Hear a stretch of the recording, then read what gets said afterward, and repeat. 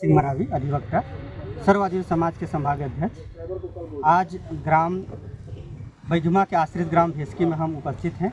यहाँ विशेष पिछड़ी जनजातियों का रहवासी क्षेत्र है। ये हैबिटेट राइट्स है। इसकी सुरक्षा हमारे कलेक्टर महोदय के नेतृत्व में रहता है। और यहाँ जो क्रेशर जो चल रहा है ये 5th शेड्यूल है। ग्राम सभा की सहमति चाहिए, लेकिन यहाँ कोई ग्राम सभा नहीं हुआ है और बिना ग्राम सभा के सहमति से यहाँ अवैध लीज दिया गया, खदान संचालित किया गया। और उस खदान से जो रसूखदार लोग हैं, जो डीएमएफ का पैसा खाते हैं, उनसे मिलकर इनके ज़मीन को फोर फर्जरी करके उसके बिना सहमति से रजिस्ट्री करा लिया गया। और इस रजिस्ट्री से उनके पूरा परिवार मतलब आर्थिक रूप से, मानसिक रूप से पूरे पीड़ित हो गए।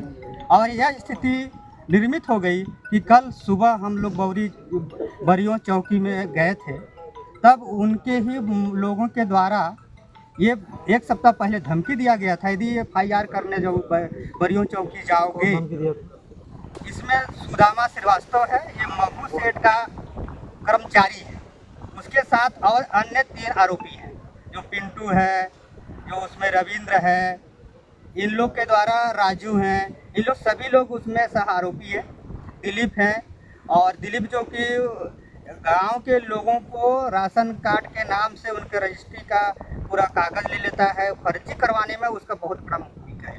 आप लोग आत्महत्या का कारण? आत्महत्या का कारण यह है कि जो प्रशासन को दिए हुए जो पत्र था, जिसके अंतर्गत उनको कार्रवाई करना था, उनसे वो संतुष्ट नहीं हुए, आहत हुए।